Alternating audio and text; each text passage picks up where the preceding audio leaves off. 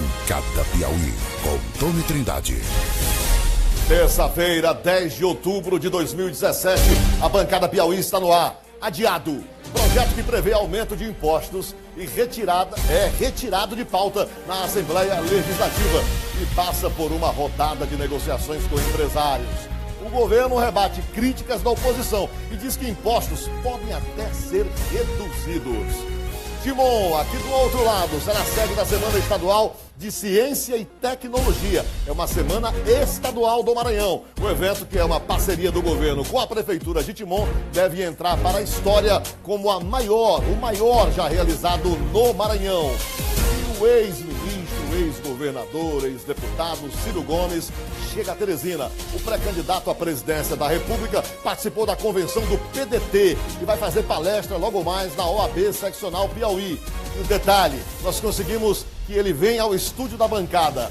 Dentro da sua agenda apertada, competitiva, a nossa produção atuou e conseguiu trazer Ciro Gomes para uma conversa ao vivo com a capital Teresina, com todo o eixo metropolitano e mais 208 cidades que nos acompanham em todo o Piauí, via TV Antena 10, Rede Record. E comigo e Douglas Cordeiro, Pedro Alcântara, Feitosa Costa. A Bancada Piauí está começando. Boa tarde, Feitosa.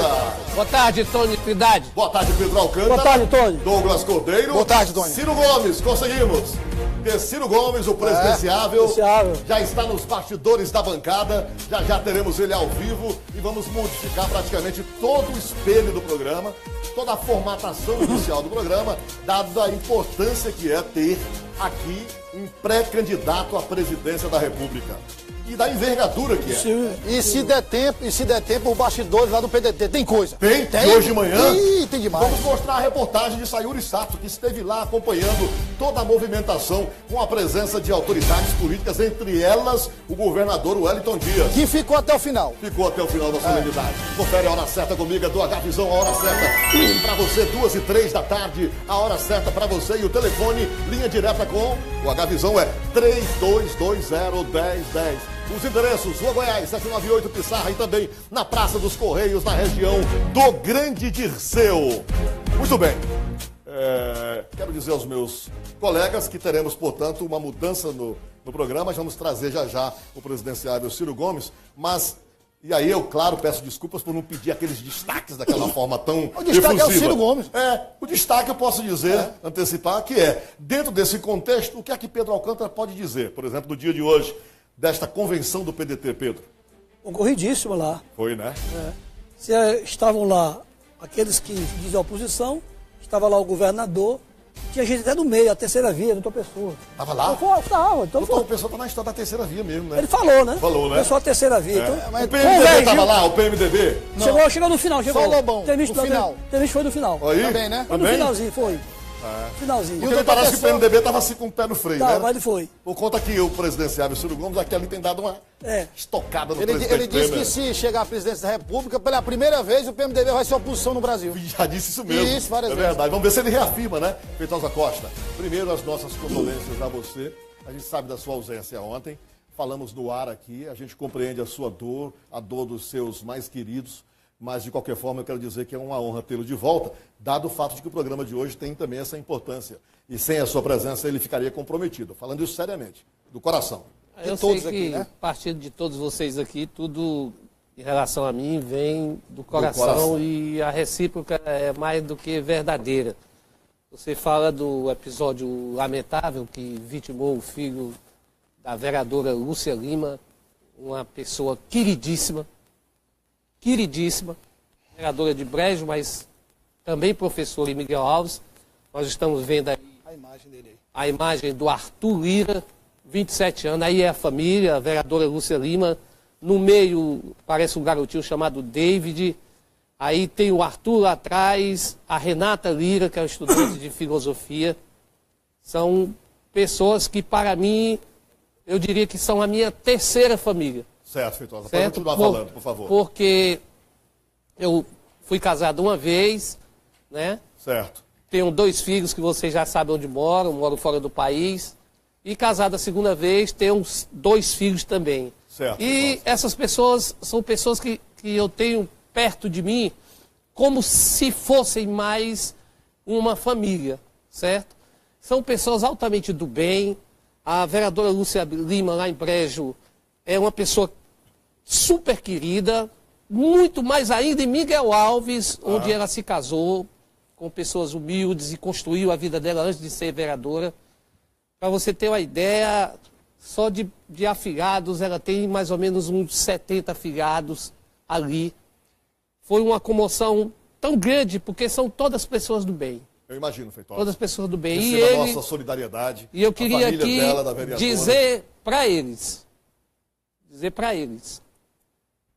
assumir publicamente esse compromisso de que jamais, em momento algum, eu os abandonarei. Eu sei disso, Feitosa. A gente sabe disso. E a emoção está em você, a gente sabe do carinho que você tem pela cidade, por aquelas pessoas e, em especial, por essa família. Está feito o registro, a bancada se solidariza. A gente brinca muito aqui, né, falando às vezes de Brejo, aquela coisa toda, mas a gente sabe do amor, do apego, do sentimento. O Feitosa, eu acho que não tem um final de semana que ele permaneça em Teresina. Ele se desloca para lá, né? Tem nesse essa episódio relação. A gente até comentou que ele chegou em Teresina e teve que voltar. Teve que voltar no mesmo dia, não é? Bom, aqui no estúdio da bancada Piauí, e nós não podemos negar, é com honra que nós recebemos o presidenciável, o pré-candidato à presidência da República, Ciro Gomes. Prazer receber. Muito prazer, obrigado pela oportunidade. Eu não sei se o senhor recorda, já tive a honra de entrevistá-lo. Claro. E foi exatamente nesse estúdio. Sim. Deve fazer mais de uma década. Sim. E aqui estamos nós novamente, a formatação é outra. Essa é a bancada Piauí. Você mais elegante e eu careca. É isso. Bondade sua. Bom, e para nós é um momento importante, porque nós vamos tratar aqui de assuntos de interesse nacional com o senhor, tratar de assuntos que também têm uma relação direta com o estado do Piauí. Agradecemos a sua presença aqui, sabemos que a sua agenda é uma agenda bem complicada. Agradecemos ao PDT, a todos aqueles que de alguma forma facilitaram para que o senhor pudesse estar aqui. Nada programado e isso para a gente torna ainda um momento mais importante. Então queríamos saber o seguinte, como é que o senhor identificou hoje pela manhã, por esse contato dentro da convenção, o ambiente para a sua pré-candidatura? O ambiente para a minha pré-candidatura é ainda um ambiente da preparação do terreno. Quer dizer, eu não alimento com a minha experiência, acumulei já 38 anos de vida pública, os tempos estão tão difíceis que eu gosto agora de dizer que são 38 anos sem nunca ter respondido a um mal feito, nem sequer para ser absolvido, isso nada mais é do que a minha obrigação, mas os tempos estão tão estranhos que não basta ser experiente, é preciso também, enfim, se apresentar como ficha limpa. E tendo ocupado cargos Sim, comandei a economia do Brasil, fui governador do vizinho estado do Ceará, fui prefeito de Fortaleza. Tem sua assinatura no Real, né? Tem a minha assinatura no Real. Enfim, e eu penso que o problema brasileiro é tão grave, tão complexo, que agora não é hora de barulho, sabe, desse foguetório natural da campanha, que também tem o seu lado interessante, mas sim de tentar construir uma corrente de opinião. E a isso estou dedicado. Eu praticamente não durmo 2 dias no mesmo lugar, desde que se levantou o golpe de Estado no país. Me demiti da Companhia Siderúrgica Nacional, tinha lá um salário que eu sempre achei que merecia e o serviço público nunca pagou. Foi minha primeira experiência na vida privada. E estou lutando e estou muito confiante que o Brasil vai, batendo como está no fundo do poço, vai achar um caminho. O senhor já viveu essa experiência como candidato à presidência da República. Sim. Naturalmente, cada momento é bem diferente. Esse tem características bem peculiares. Eu queria compartilhar essa pergunta com os meus colegas. Nós estamos vivendo um momento de crise econômica profunda, de decepção da população com a classe política, quase que como um todo, não é?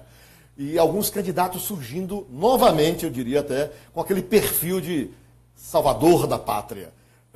O senhor vai se contrapor a isso. Que tipo de argumento, de discurso o senhor vai estabelecer para tentar contrapor a essa... O povo brasileiro deve exigir 2 coisas, exemplo e proposta. Não é? Porque os políticos todos são muito espertos e eles sentem esse sentimento que a população está sentindo. Então, essa indignação, não faltam razões para o povo brasileiro estar zangado, sim, porque por média, não é brinquedo, né? Imagina o camarada, são 14 milhões quase de desempregados, 10 milhões de pessoas vivendo de biscate, correndo do rapa nas cidades por aí afora, na antivéspera, ainda tentando viver com dignidade de um crime que se banalizou, matando jovens, pobres, caboclos, negros, né, nos bairros da cidade, presa fácil do narcotráfico, do crime organizado. As pessoas têm medo de precisar da saúde pública, porque nem é tão grave assim, mas na televisão tudo que se mostra, salvo exceções, é a fila, é o cama de corredor, enfim, essas coisas todas sobram razões para o povo brasileiro. E diante disso o povo olha para a política, que é o que eu tenho repetido. E o que é que vem dali? É a notícia diária da infâmia, da roubalheira, da molecagem. Você imagina o que é que passa na cabeça de um cidadão de Teresina, ou de um cidadão de Timon, do outro lado do Rio, ou em qualquer outro lugar, que passou o dia humilhado de porta em porta atrás do emprego, chega em casa, liga a televisão e vê 51 milhões de reais em mala num apartamento de luxo em Salvador. Isso é devastador. E os políticos vão explorar isso. Mas, assim, a população brasileira sabe que a história só se repete como farsa ou tragédia. E há uma memória coletiva, de maneira que a grande tendência hoje é que, passado esse momento de protesto, que é absolutamente normal, as pessoas vão botar a mão na cabeça e vão procurar experiência, proposta e exemplo, né? E vão exigir ficha limpa, que é uma coisa que as pessoas meio que descuidadamente têm a sensação de que todo político é bandido mesmo, e aí... né? Ministro, aquele Ciro Gomes lá atrás e o de hoje, o que mudou? Eu sou o mesmo, garanto a você que sou o mesmo, mas eu estou mais maduro, vou fazer 60 anos. Né? Eu fui muito precoce, eu fui deputado a primeira vez com 25 anos. Governei o Ceará com 32 anos de idade, isso nunca houve na história brasileira, até hoje nunca mais alguém repetiu isso. Fui ministro da Fazenda, comandei a economia do país com 36 anos. E, evidentemente, muito aplaudido, melhor avaliado, você acaba não tendo a serenidade necessária para moderar a palavra. Eu não quero moderar o sentimento. Acabei de começar a nossa conversa aqui, eu sou muito indignado, sabe? Porque eu sei, né, que essa dinheirama toda faz a diferença para o povo. Como é que o senhor nunca mudou se o senhor hoje é adversário de Tasso Gereissati, que, pelo que se sabe, foi o seu padrinho político, quem fez do senhor governador? Veja bem, eu tenho um profundo respeito e gratidão pelo Tasso, continuamos sendo amigos, e nos respeitamos mutuamente. Eu e ele discordamos, eu nunca briguei com ele, nós discordamos pelo encaminhamento da vida pública. Eu ajudei a fundar o PSDB, fui o primeiro governador eleito pelo PSDB e único nas eleições de 90, ajudei a fazer o Real, e quando o Fernando Henrique foi ao poder, fez tudo o oposto do que nós prometemos, tudo o oposto. Começa se juntando com tudo que não presta, que a gente tinha derrotado no Ceará, os tais coronéis e tal. E eu rompi, não com o Tasso, rompi com o PSDB, fui embora para os Estados Unidos, larguei a política, fui estudar, fui escrever livro, fui fazer palestra. E na volta eu me filio num partido de 2 deputados e começo tudo de novo, porque a minha vocação é o Brasil, o meu amor, minha paixão é o povo brasileiro. E o Tasso ficou lá, apoiando o Fernando Henrique e tal. Então nós discordamos nisso aí, mas nunca no Ceará nós discordamos. Ministro, em relação à proposta, o senhor falou de exemplo... Exemplo e proposta. Falando de proposta, falar de um assunto que é recorrente, que é a reforma da Previdência. Nós temos hoje um modelo reconhecidamente falido no país. O país começa a pagar, já vem pagando, mas começa a pagar cada vez mais um preço caríssimo por esse modelo. A tendência é que, se nada for feito, a situação piore ainda mais. E, olhando a conjuntura política, dificilmente o atual governo vai ter condições de implementar a reforma da Previdência. E há também questionamentos em relação a esse modelo. O que é que o senhor propõe para resolver esse problema? O povo brasileiro precisa conhecer o problema para poder se sentir parte integrante da solução.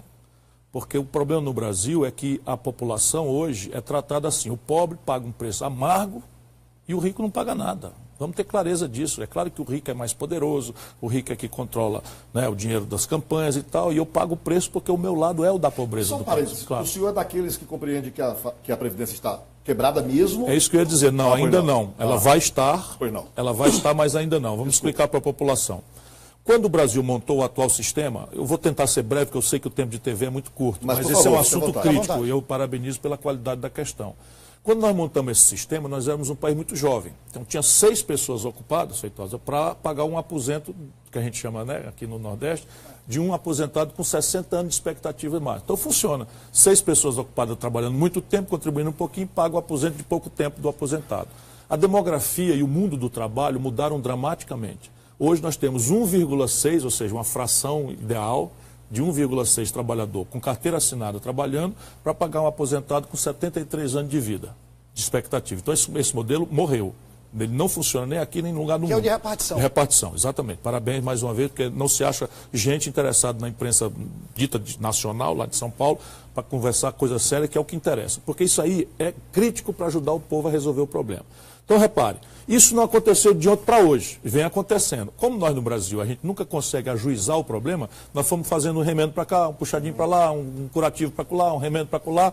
Resultado, hoje, PIS, COFINS, contribuição social sobre o lucro líquido, contribuição patronal, contribuição do empregado e contribuição de governo, que começou mais recentemente, paga a conta da Previdência e ainda sobra um tantinho.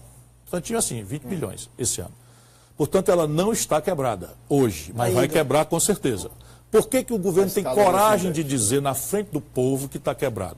Porque sem conversar com o povo, eles fizeram uma emenda à Constituição, já esse governo do Temer. Só que o Lula também fez, a Dilma também quis fazer e tal. Eles fazem uma emenda à Constituição e capa 30% do dinheiro que é criado por lei para financiar o aposentado, a Previdência, a Seguridade Social e joga no poço sem fundo da dívida pública. Esse é o grande problema brasileiro. Então, você hoje, por conta de ter tirado um terço da receita que é criada para a Previdência, o buraco é de 180 bilhões de reais. De um jeito ou de outro, precisamos resolver, porque se o buraco não é na Previdência, é no governo. E isso é o caso. E eles estão tirando do mais pobre para dar para o mais rico. É o Robin Hood. Então, eu diria que a reforma é inevitável. É absolutamente imperativa. Só que esta que está proposta aí, ela tira no lugar errado. Por quê? Porque nós precisamos criar, pela própria demonstração, por isso que é preciso ter paciência e contar a história para o povo, nós precisamos criar um regime novo. Não dá mais para fazer puxadinho, arranjo para cá, curativo para lá. O regime novo é o que o mundo moderno inteiro faz, porque o trabalho com carteira assinada, subordinação, patrão para empregado, está sumindo da realidade. Hoje é o robô, é a máquina, é a colheitadeira automática com GPS e não sei o que e tal. Então você cada vez menos tem o mundo do trabalho. Então, resultado, hoje você precisa criar um regime que chama de capitalização, em que você faz o financiamento por várias fontes, e bota esse dinheiro associado ao investimento produtivo e dessa sociedade extrai o ganho extra para pagar o aposentado do futuro. E aí vem a gestão desse sistema. Aí sim, aí tem que ser pública, para não cair na esparrela do Chile, que privatizou e liquidou o patrimônio popular, tem que ser sob o controle dos trabalhadores, não pode ser sob o controle do governo, da política rasa, e tem que ter carreiras de Estado remuneradas e punidas, quer dizer, premiadas e punidas pelo êxito, e agência de risco classificando onde é que vai botar o dinheiro, para não ficar a história de botar dinheiro em coisa arruinada e amanhã não ter o dinheiro de volta do aposentado. Ou seja, é um novo sistema... Mas é um fundo único? Não, pode ser, não precisa ser único. Não precisa ser único. Você é muito jovem, mas no passado o Brasil tinha algo parecido no IAPC, IAPTEC, IAPT, que eram segmentos previdenciários diferentes. A gente pode optar por isso ou por um fundo único. Mas necessariamente é bom que seja descentralizado. Talvez o que mais interessou o Pedro é que o senhor disse que ele é muito jovem. Ele ficou todo envaidecido, né? Ficou. É, porque de fato só sabe disso quem estuda. Porque antes da fundação da Previdência Social... Para quebrar o gelo, vamos em frente. Antes da criação do INPS, que é do período 64, nós tínhamos isso. Eu vou logo lhe fazer aqui tem até conjuntos habitacionais aqui em Teresina que levam essa marca. IAPC. É verdade. Eu vou logo eu sou bem mais jovem que você, Pedro. Eu vou logo lhe fazer as perguntas que... Foi então também meu conterrâneo, vocês sabem, né? É também, né? Total. Ele é piauiense, mas foi treinado lá no Ceará. É verdade. Treinado lá no Ceará. Mas eu vou lhe fazer umas perguntas logo aqui. Daquelas e para só no começo, aí depois eu faço Não economizo não, manda ver. Eu faço a de refeição maracujá. Mas foi fácil trazer o homem para cá agora. Vamos testar o refeição de maracujá hoje não aqui, viu? Vamos testar o Só homem, depois. bora. Qual é o patrimônio da sua família hoje? O da minha família ou o meu? O seu, depois da família. O meu é o seguinte, eu tenho um apartamento, 2 carros. Ó, É o seu 38 anos de vida pública. Só sim, isso? senhor.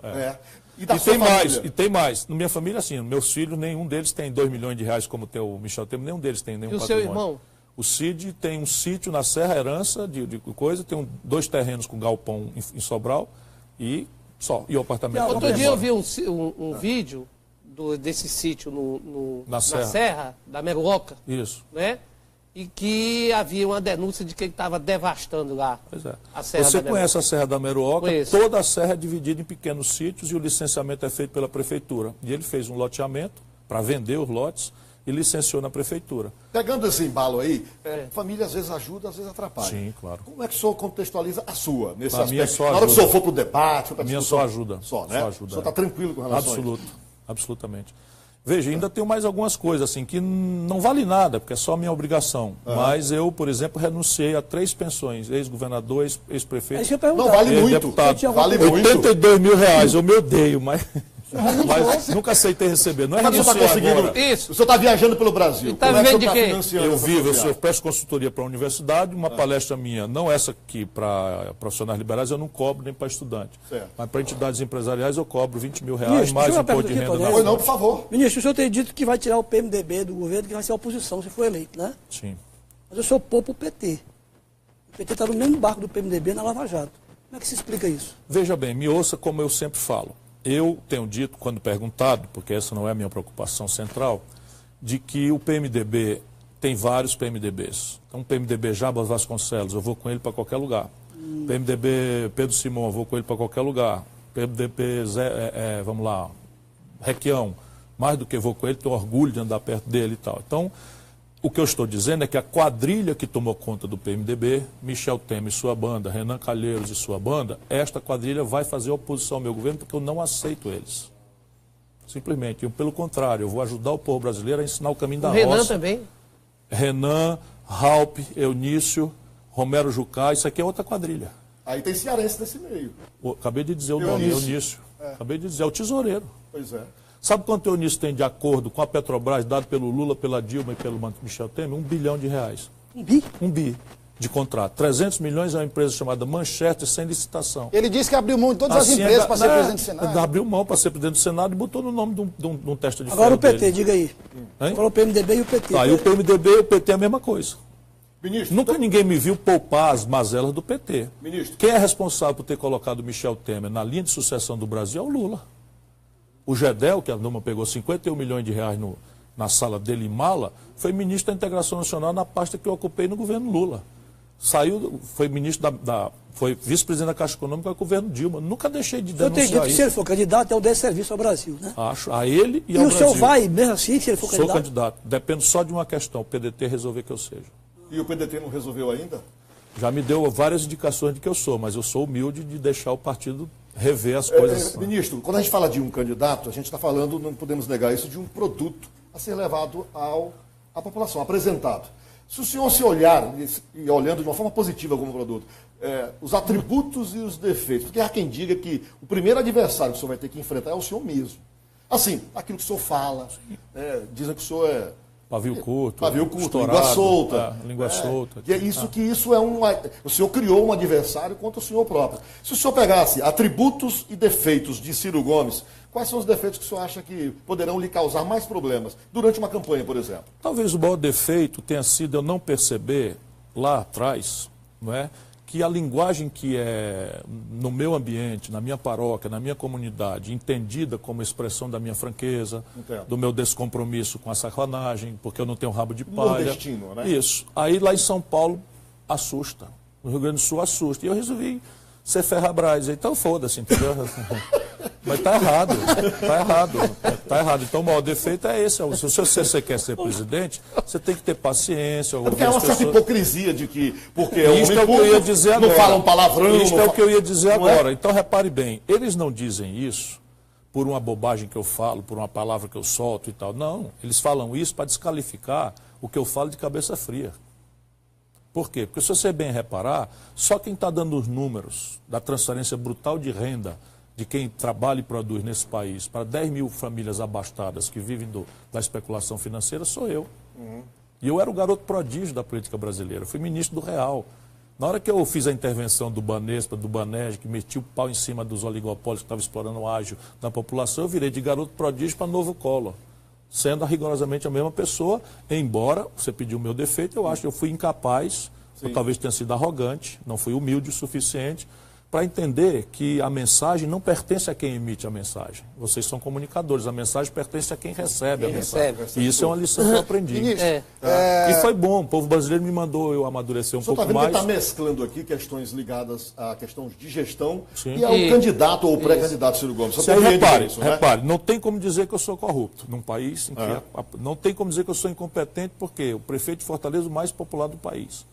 Governador do estado mais popular do país. Ministro da Fazenda, entreguei o país crescendo, etc. Ministro, só para dar uma oportunidade, não é implicância não, é para dar uma oportunidade ao senhor de dizer quem de fato o senhor é. Quando o senhor estava dizendo do que vivia, o meu querido guru Pedro Alcântara, ele interrompeu, ele não ficou muito claro. Se eu fosse Então, vamos objetivo, lá. o senhor vive de quê hoje? Eu vivo, basicamente, eu tenho escritório de advocacia, com sócios cuidando da rotina, eu dou a estratégia, não é o que está vindo a maior dinheiro. Eu tenho uma consultoria para uma universidade particular, que eu faço a consultoria na questão de gestão e não sei o que e tal, e eu faço palestras pelas quais eu me remunero de forma bastante pesada. Eu cobro R$20 mil líquido, mais imposto de renda na fonte, mais 2 passagens aéreas de hospedagem. Tudo por dentro. Tudo rigorosamente por dentro. E é pessoa física. É pessoa física. Eu vou avançar, o Douglas tem até com certeza uma pergunta de gestão, mas aí eu vou aproveitar e vou cutucando Então, onça eu tenho uma com renda, ao redor de R$60 mil por mês. O senhor o senhor ocupou vários cargos, entre eles o de deputado federal. Eu sou o senhor pior não acha momento. que foi um deputado federal medíocre, ausente? Ausente sim, mas assim, não porque eu quisesse. É porque eu peguei uma legislatura que o presidente da Câmara era o Michel Temer e o líder do PMDB, empoderado pelo PT, era o Eduardo Cunha. Chamei os dois de ladrão para começar e fui proscrito. E talvez a vocação para o executivo, talvez se Não, eu fui complementa deputado isso. estadual 2 vezes, sequencialmente escolhido o melhor deputado. Eu sou parlamentarista, acho que o parlamento é o grande santuário da democracia. O problema é aquela legislatura. Então eu botava a gravata, meu irmão, ia para lá às 2 da tarde, rigorosamente todo dia. O meu ramo é esse, eu não tenho outra tarefa, eu não tenho empresa, não sou sócio de nada. E ia para lá. Ficava de 2 às 9 da noite, só ouvindo a negada budejar besteira. Ninguém dava um dia de serviço ao povo ali dentro. E as negociatas rodando na minha frente, e eu querendo engolir, porque um colegiado você tem que ter calma, tem que ter paciência. Daqui a pouco não deu mais, comecei a denunciar os caras e tal. Tá tudo filmado. Michel Temer me processou, Eduardo Cunha me processou, eu vendo. O cara pegou Minha Casa Minha Vida, eu estava lá, o Lula criou, mandou para a Câmara uma medida provisória que criava um subsídio de R$1 bilhão. O Eduardo Cunha, o Michel Temer entregou para o Eduardo Cunha recebeu um suborno da Fiesp, o lobista lá dentro da Câmara, dentro do plenário, e botou uma emenda, que é a primeira vez que eu vi uma verruga maior do que um homem. Né? Botou uma emenda criando um crédito de devolução de R$80 bilhões para os plutocratas de São Paulo, para o Baronato de São Paulo. R$80 bilhões. Aí eu fui lá para a tribuna, está tudo gravado. Se eles vierem com esse papo, eu vou ressuscitar, está tudo gravado. Novo, né? O senhor falou que é um parlamentarista, vamos falar do parlamento. Hoje é um desastre. Esse parlamento é também reconhecidamente um desastre. É a pior legislatura, mas foi semeada na minha legislatura. Pois é, o senhor fala que é a pior legislatura. Como será, o senhor já disse que parte do PMDB vai ser oposição num governo seu, como será o relacionamento do presidente Ciro Gomes com o parlamento? De diálogo, de completa interação, eu sou treinado nisso, eu sou ex-governador. As pessoas precisam lembrar disso. Eu manejei a Assembleia, eu fui deputado de oposição, fui deputado líder do governo, fui prefeito, lidei com uma Câmara de 41 vereadores. Nunca tive um dissabor, nunca tive um atrito, nunca tive nada. Pelo contrário, governei com a sensação de unanimidade. Mas nessa conjuntura... Agora, repare bem, então vamos lá. Nessa conjuntura, então, minha atitude é respeitar o parlamento como representação sagrada da vontade popular, que é meu patrão. O povo brasileiro é meu patrão. Então, eu vou pedir ao povo, que você está supondo eu eleito. Então, eu, na campanha, vou todo dia dizer ao povo, meu irmão, não mande eu para lá de mão e perna amarrada, porque eu não posso ir para lá fazer o que você espera que eu faça e você votar num deputado picareta, num senador bandido, que eu vou ter que negociar com ele. Se você eleger, eu vou negociar com ele, depois não estranhe. Acho que isso vai dar uma devassa grande. Eu posso entender que o senhor está recomendando à população que escolha... Que renove. A não ser que o deputado que você votou e conheça não esteja em lista, não esteja enrolado esteja fazendo um bom trabalho. Mas repare bem, é muito constrangedor e a gente tem que ajudar o povão a entender. Se todos os pilantras estão lá na Câmara e todos lá estão eleitos por nós, tem algum problema conosco. E o povão precisa dar valor ao prefeito, ao governador e ao presidente, mas precisa dar valor ao deputado. 78% do povo brasileiro, 6 meses depois da eleição, não lembra o nome do deputado que votou. Verdade. Então nós vamos ajudar o nosso povo. Isso não é culpa do povo, não. É porque nós temos pouca tradição democrática. Muito bem. Então a primeira providência pediu uma grande renovação. Eleito, o presidente vai ter que propor na primeira hora, porque todos os presidentes que se elegeram no Brasil, da pós-democratização, ganharam por pequenos partidos. Todos. Só depois que o PT e o PSDB cresceram, é que ficaram com esse papo de... O PSDB hoje deu a fundar. Quando o Fernando Henrique foi candidato em 94, tinha 14 deputados.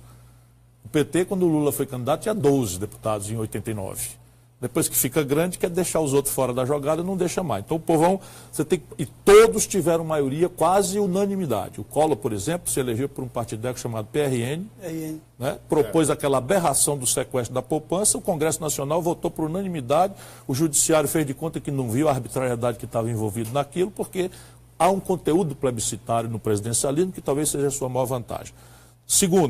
Terceiro, né? Propor a questão antes da eleição. Em vez de votar em mim, eu vou pedir às pessoas que prestem atenção. Eu quero ir, mas eu quero ir para fazer isso, isso, isso e isso. Como hoje na convenção, eu dei ali as pistas para os meus companheiros. E quarto, você negocia. Só que em vez de negociar no varejo, que é o que está fazendo o Fernando Henrique e o Lula foi imitar desastradamente, você tem que negociar no atacado. O próximo presidente da República vai assumir 2019 com 23 estados da federação quebrados. 23? 23 dos 27. 23 dos 27 estados com receita corrente líquida abaixo da despesa. O Piauí não está entre esses. Não, o Piauí é um dos 4, que está escapando por enquanto, e eu sei o sacrifício. O Ceará, o Piauí, o Maranhão, os 3. Olha e o Amapá. E o Amapá lá na outra ponta. O resto, assim, está ali da mão para a boca e vai piorar. O que está vindo no Ceará? O governador é aliado do senhor. Sim, está vendo nada, tudo certo. O senhor não disse que estão escapando? Não, escapando dessa sentença. Pois é, mas... Pelo contrário, o Ceará é o estado mais líquido do Brasil e nós temos o maior volume absoluto de investimento. Está perto do mundo se acabar. O Ceará hoje está investindo mais em valores absolutos do que São Paulo. Ministro, o PT... Terminando, Pois não. Porque isso é crítico. Então, propor uma negociação de atacado para redesenhar o pacto federativo com os governadores e os prefeitos. Esse pacto é antigo, ministro. Mas ninguém propôs. O papo é antigo, mas ninguém propôs. Simplesmente. Ninguém propôs. Você testemunhou alguma vez alguém propor? Fernando Henrique teve tudo na mão para fazer, não fez. O Lula teve tudo na mão para fazer, não fez. E eu vou entrar rachando nos 6 primeiros meses. Como seria o pacto?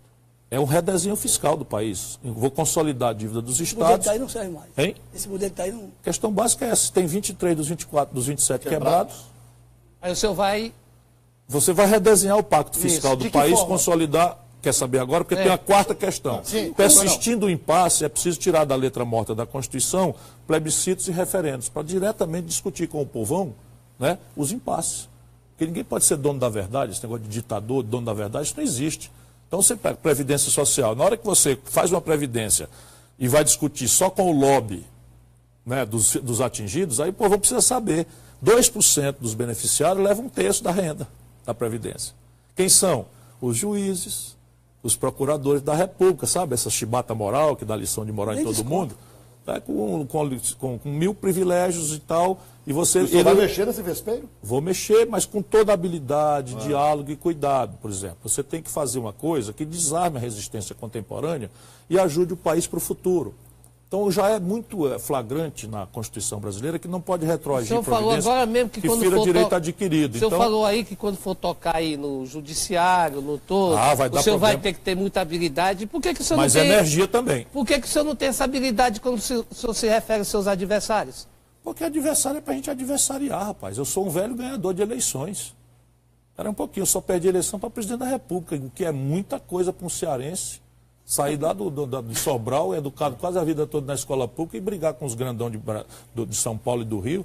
Eu sou um velho vitorioso. Nós vamos ao intervalo comercial. Veja bem, eu não aliso bandido, e se o bandido for um garoto da periferia de Teresina, eu ainda tenho pena. Mas bandido de gravata eu quero ver morto, esquartejado, se pudesse. Como não pode... É um discurso parecido com o Bolsonaro. Não, por que ele não foi prefeito do Rio? O cara é 26 anos deputado federal, nunca foi prefeito do Rio, nunca se dispôs a governar o Rio, quer ser presidente da República, nunca teve experiência para administrar um boteco dos pequenos. Inevitavelmente, vamos ter que falar no próximo bloco sobre os seus prováveis adversários. E, inclusive, aquilo que o senhor já vem falando sobre os seus prováveis adversários. Falar um pouco também sobre a contextualização da sua candidatura com relação ao estado do Piauí. Por exemplo, hoje pela manhã, o governador Wellington Dias, do PT, estava na sua convenção. Bom, isso estava um representante do prefeito Firmino, também, do PSDB, também. E estava o Wilson Martins do PSB, chegou até um companheiro do PMDB, estava o PSD, estava o PCdoB. Eu tenho essa capacidade de dialogar com as pessoas, sou reconhecido, tenho um respeito. Né? Eu terminei falando aqui, para poder fazer aqui um amparo para chamar o intervalo, falando da entrevista aqui, mas voltei mais no tempo. Voltei a 1990, Avenida Frei Serafim, UOL Ferraz, Meu amigo velho, querido. É. Né? E eu era apresentador do comício, ali estavam Ciro Gomes e Tasso Gereissati. Isso. E a orientação prévia era, quando Ciro chegar, a todo mundo eu dou psil, Ciro. Né? Era uma versão da música. E com o Tasso Gereissati, o Galeguinho do Zóio Azul. O Galeguinho do Zóio Azul. Nós vamos no intervalo comercial, voltando já com a bancada Piauí, ao vivo com o presidenciável Ciro Gomes. Você pode participar, 99495-1010 TV Antena 10. Estamos ao vivo pelo Facebook para o mundo inteiro. E estamos via satélite para todo o Piauí. 208 cidades, capital e área metropolitana. Até já.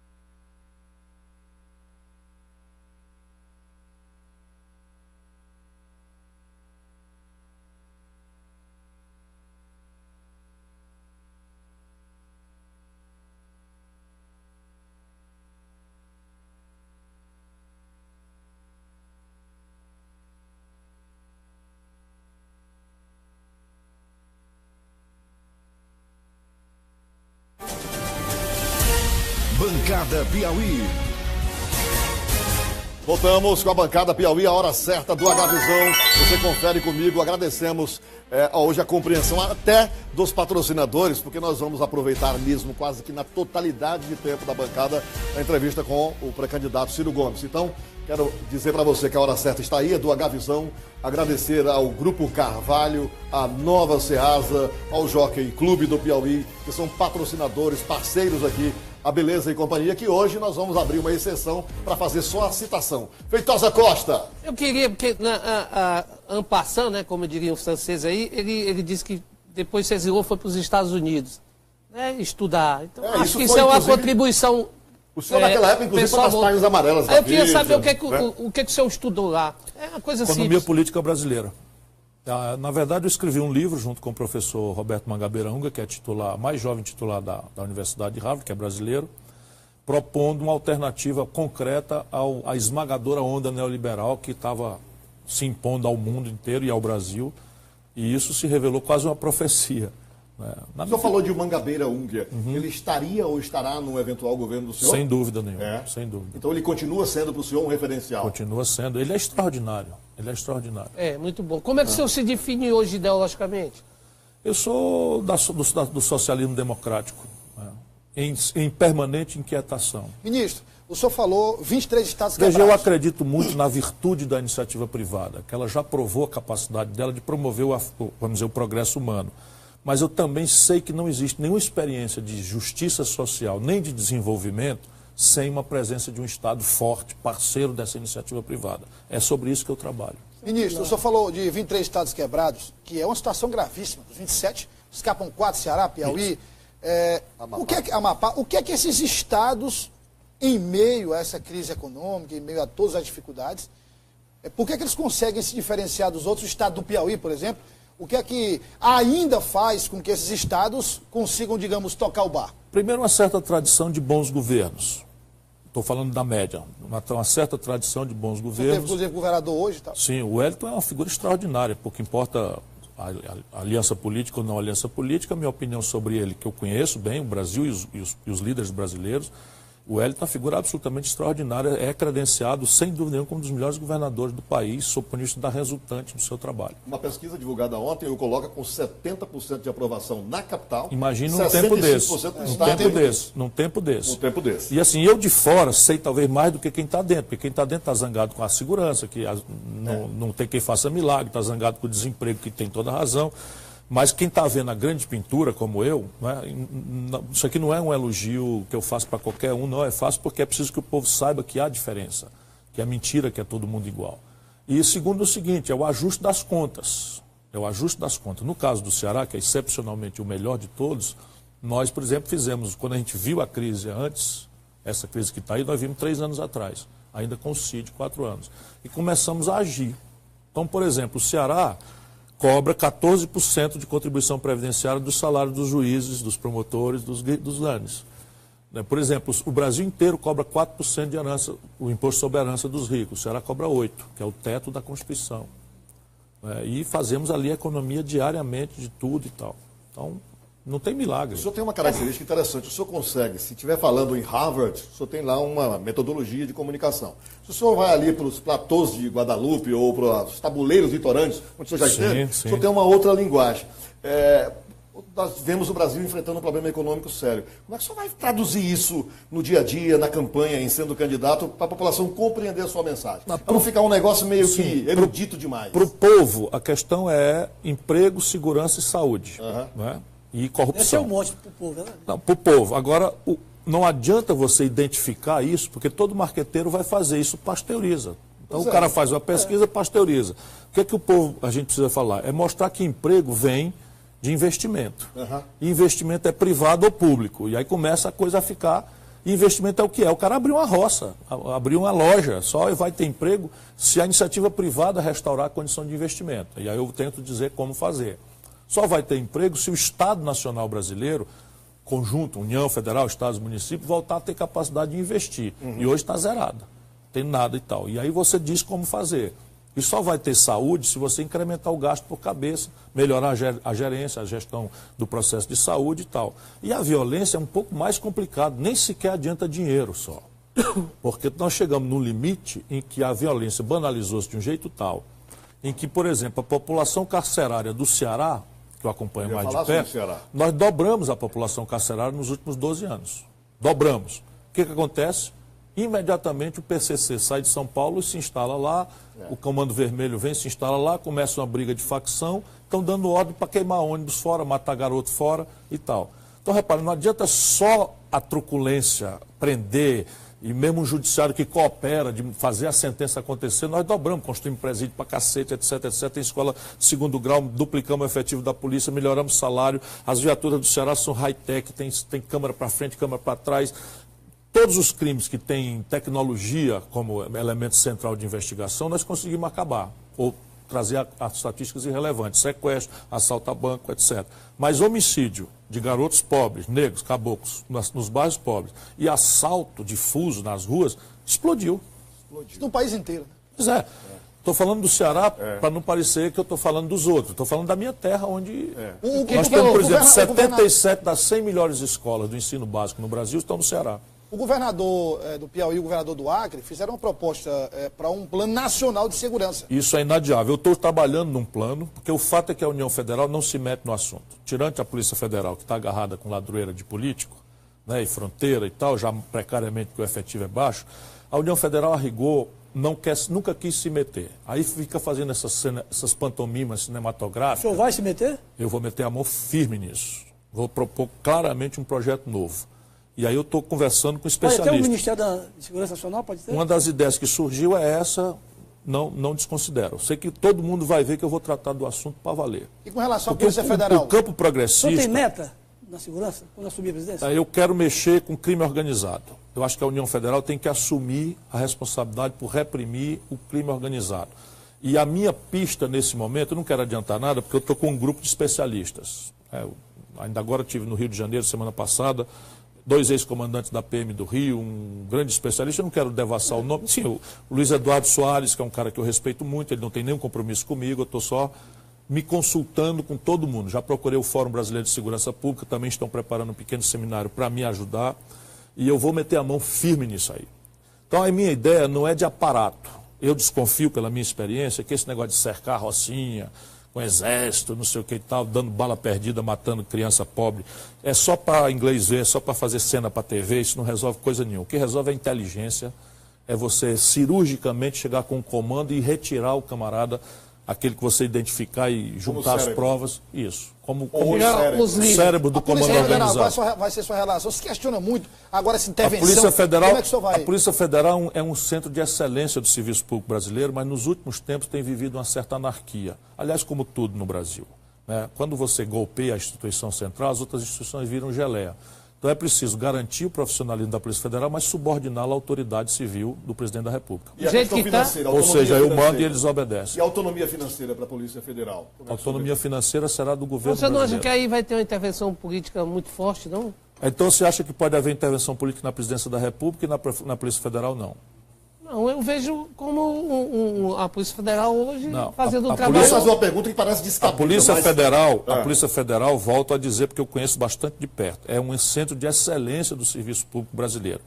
Mas delegado de polícia ficar falando pelos cotovelos, vazando coisa para a imprensa, queimando reputações sem devido processo legal, isso no meu governo vai acabar assim na primeira semana. Porque o primeiro que se meter, vou botar para a rua. Não tem conversa. As pesquisas divulgadas até aqui ainda não colocam o senhor numa situação assim tão vantajosa.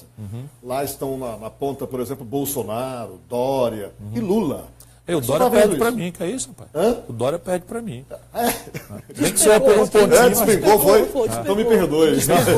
Aí eu vou avançar. Nos eventuais debates, o senhor vai fazer uma operação desmonte desses candidatos? Não. Veja bem, nós políticos e jornalistas adoramos, com vontade de ajudar o povo, né, adoramos fazer exercício de futurologia. Os jornalistas sim. Dois lados. Tá? Os políticos com certeza nem sempre, mas a gente gosta de fazer futurologia. E aí se você é muito engraçado porque a gente não aprende nada. Então, se você olhar as pesquisas feitas a tal distância de qualquer processo eleitoral na história brasileira e do mundo, No dia da eleição é outra coisa. é completamente diferente. Diferente. Qual, Isso é verdade. nessa época, por exemplo, na eleição da América do Norte, não tinha uma pessoa que dissesse que o Trump seria presidente da República. Por quê? Porque o povão não está nem aí para a política. Mal comparando, é como se a gente assistisse uma partida de futebol normal. Aí a gente não repara que tem juiz. Quando é que a gente repara que tem juiz para chamar a pobre da mãe dele com aqueles nomes? Quando tem um pênalti mal marcado, um impedimento irregular e tal. Assim é o povão, mal comparando, com os políticos. O povão está aí no ônibus, pagando dobrado para viver e tal, e confusão. E 40 milhões de brasileiros estão com o nome no SPC, meu irmão. 40 milhões de brasileiros estão com o nome no SPC. E aí você é o seguinte, aí de repente o cara, política, tudo um bando de bandido, todo mundo filho da puta e tal. Então o cara, o que é que o cara faz? Ele representa, nesse momento, esse estado de espírito. O voto é diferente. Porque o camarada começa a se ligar no assunto, aí começa a conversar em casa, com os amigos, na igreja. E aí as mediações começam a funcionar, ele não confia na categoria, mas ele precisa individualmente renovar a esperança, porque ninguém aguenta viver na dificuldade de não renovar ciclicamente a esperança. E aí ele vai fazendo e vai construindo. E aí a motivação aqui é positiva. Ninguém vota para protestar. Você responde pesquisa para qualquer coisa. Mas para escolher o governante do país, você vota, ainda que seja desorientado pela mídia, pode produzir um pacote, tipo Collor. Porque... Governador, tem... Aí a seleção está para mim, entendeu? A seleção está para mim. Repare, a população vai exigir experiência, porque a situação é complicada. A população vai exigir ficha limpa. Aí se você olhar, menos por mérito meu, que não quero perder nunca a humildade, cada dia que passa eu quero cultivar mais ainda, e a responsabilidade está crescendo muito. Mas repare, quem é que responde à exigência nesse momento? De experiência, de projeto, de... Tem os predicados. É a tendência que a população quer. Então, vamos lá, o Bolsonaro está representando um protesto e tal, não faltam razões para o povo protestar. Mas o caso diz assim, e aí, como é? Como é que foi? E por falar em Bolsonaro, qual a sua avaliação do Jair Bolsonaro, esse percentual dele? Eu queria saber do senhor o seguinte, existe, por mais autêntico que o candidato seja, que o político seja, existem determinados temas que ele evita dizer o que realmente pensa sobre ele. Eu não. Faz assim, eu queria saber do senhor o que é que o senhor acha do Bolsa Família. Não, o Bolsa Família é uma coisa muito importante se a gente pensar para aquilo para qual ela foi criada, que é a segurança alimentar. Vai manter, né? Claro. Com porta de entrada e de saída. Exatamente. Agora você não pode fazer como o PT, parte importante do PT fez, de transformar isso num fim em si mesmo. Um país não bota ninguém para frente com bolsa disso ou daquilo. Evidentemente que a gente tem que garantir que as pessoas possam fazer suas 3 refeições para poder ter um mínimo de condição de procurar emprego. Mas o país tem que aprender e ensinar, né, que o bota uma nação para frente é o trabalho decente, bem remunerado. A pergunta que eu vou lhe fazer aqui, ela é incomum na imprensa brasileira com pré-candidatos, mas o há de convir que lá fora se faz sempre essa pergunta. A saúde do candidato. Saúde mesmo. Sim, tranquilo. Porque o senhor vai chegar aos 60, o senhor acabou de falar. Vou fazer 60 agora. Um homem que pretende assumir a presidência da República, ele tem que ter todos os predicados intelectuais e morais, mas precisa ter saúde para aguentar o tranco. Como é que está a saúde do senhor? A minha está muito bem. Eu me previno. Eu, por exemplo, tinha um mau hábito de fumar. O senhor não fuma mais? Eu fumava compulsivamente. Aí larguei de fumar porque achei que não podia mais fazer isso. Bebida alcoólica? Bebo moderadamente. Né? O senhor, então, nesse aspecto, não, o brasileiro aí pode faço as revisões todas, por enquanto a bomba está bem. Tá, Ministro, falando de nomes, o Tony foi para o intervalo e disse que na volta nós falaremos. Sim. Né? Especificamente, Jair Bolsonaro. Nós temos aí nas redes sociais e tal. Nós temos 5 minutos. Sua opinião sobre isso? Eu fui colega dele, ele disse, e eu não tenho nenhuma razão para duvidar, que votou em mim em 2002. E ele é um personagem. Ele é um personagem. O Jair é 26 anos deputado federal. 26 anos deputado. Eu não tirei saco, eu fui 4, não estava aguentando mais daquela desocupação remunerada. Aquele vídeo que o rapaz fez com o senhor lá na praia. Eu tirar o vídeo aqui com o Ciro, aí disse, não, o senhor é Bolsonaro. E tal, ele escapou de levar um bufete, porque agora eu não sou mais. Mas o palavrão ele levou. Mas o senhor disse um negócio com ele. Você falou e o que você deve dizer para um camarada, um garoto todo marombadinho, e tal, que chega perto do cidadão, que dá o braço para ele, pede para tirar uma foto, quer fazer na Praia do Futuro. fazer uma provocação besta, porque no fundo é covarde. É no futuro. O palavrão vem na hora. O senhor falava que é um personagem. É o conceito do Bolsonaro. Ele é um personagem. Então, o que ele está fazendo? Ele interpreta... Antes, ele era o quê? Ele representava o militar aposentado. O Bolsonaro não foi expulso do Exército por um acordo. Bolsonaro sempre teve uma certa parafusamento e resolveu soltar uma bomba no sistema de água do Rio de Janeiro para exigir que as autoridades dessem aumento para ele. Aumento de salário. Para ele? Para ele, para o Exército. Ah, para o Exército. Sim, porque ele, capitão, a população ele precisa soltou saber. A bomba. Não, soltou não. Propôs. Aí foi preso. Foi preso, tal, desarmaram a bomba e ele ia ser expulso por desonra. Aí um ministro do Superior Tribunal Militar fez essas coisas que se costuma fazer no Brasil. Não, o rapaz é jovem, não vamos estragar com a vida dele, não. Ele pede para sair. E aí ele pediu para sair. Ou seja, o cara quer ser presidente da República tendo entrado numa carreira que vai de aspirante a general, passando por capitão, major, ele no segundo passo ele sai. E sai nessa situação. Nunca se dispôs a botar a energia dele, que eu não duvido que tenha. O problema dele não é mentira. Ele simplesmente não sabe o que está fazendo. Com todo respeito, com todo carinho e tal, porque eu quero o eleitor dele. E o Dória? Esse é um farsante, diferente do Bolsonaro. Por quê? Porque é um farsante, esse é um picareta completo, intelectualmente falando. Esse cara, eu era prefeito de Fortaleza, ele era presidente da Embratur do governo Sarney. Foi corrido de lá por roubalheira. Da Embratur? Da Embratur. Aí depois manipularam lá, não sei o que, o Tribunal de Contas absorveu, mas ele foi demitido por corrupção.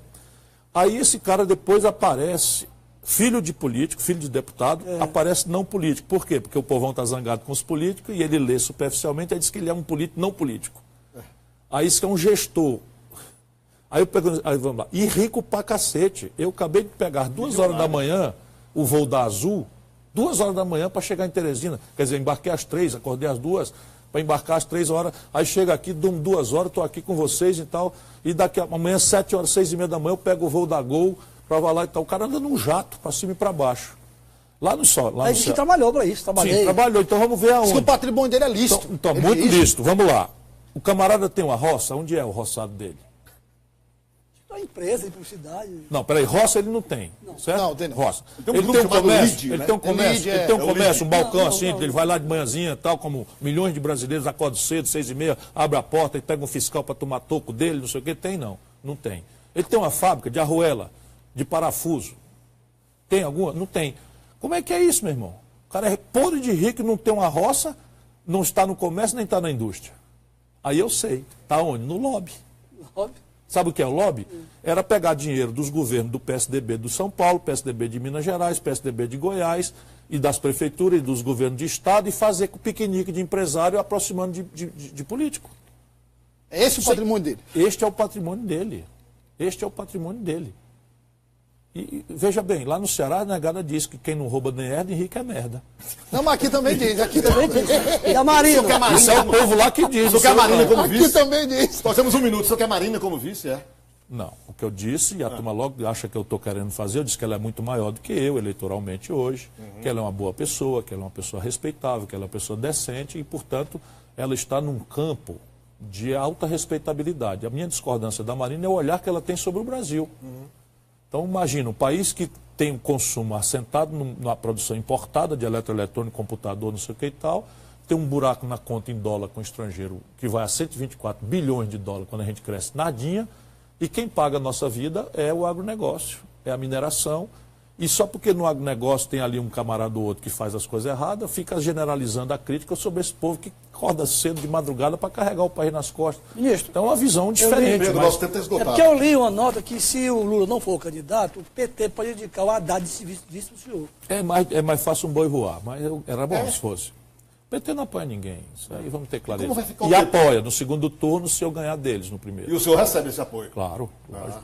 Eu quero governar o Brasil para unir o Brasil. Não os políticos, mas unir o povo brasileiro. Unir quem trabalha com quem produz. Ministro, em 30 segundos eu queria que o senhor falasse com o povo do Piauí, diretamente para as câmeras. Nosso tempo está esgotado, eu queria que fosse muito mais, mas mais uma vez eu quero reiterar o agradecimento pela sua vinda, E volte, a disponibilidade aí. E volte mais vezes, que o senhor Olha, naturalmente eu vai é fazer quem essa mudança pelo agradeço. Brasil. E de todos os eleitores aqui, tem que mandar um WhatsApp aqui. O Jails, que é ser eleitor, está assistindo aqui tenho uma e é seu eleitor e volta. eu no tenho senhor. rapidinho uma penitência a fazer. Qual é? Eu Penitência. não tive sensibilidade e perdi uma grande oportunidade quando o presidente do PDT do Piauí me convidou para ir de avião apanhar o senhor, para o senhor vir para um um acontecimento. A Inês é morta. Quando foi isso? Acontecerá muitas outras vezes, pessoal, não se preocupe. A Inês Até é porque morta. você é cearense. nós não Bom, temos deixa eu esse agradecer, pelo Pois menos não. adotado. Lá a gente quer muito bem a ele. Aliás, é a mesma tribo. Separaram a gente aí só por uma lista no chão, verdade. mas É verdade. Paramboco lá ainda tem um lugar que ninguém sabe se é nosso ou de Sertãozinho vocês Bundes. e tal. Pois é. Então eu quero só agradecer. Ainda é generoso de uma forma tal que vocês agradecem. Eu fico muito feliz, me senti aqui com vontade de mostrar meu coração pela qualidade de vocês, pela independência, pela qualidade das perguntas e dizer ao povo brasileiro do Piauí, está difícil, está duro, mas o Brasil vira esse jogo, não duvide disso. Obrigado, menino. Obrigado, Obrigado. Obrigado a você de casa. Obrigado, Feitosa. grande Obrigado, abraço, Pedro. obrigado, chefe, Obrigado, obrigado. Douglas Cordeiro. Prazer ter você aqui na bancada amanhã. Estaremos de volta logo depois do Balanço do Povão. Boa tarde, até lá.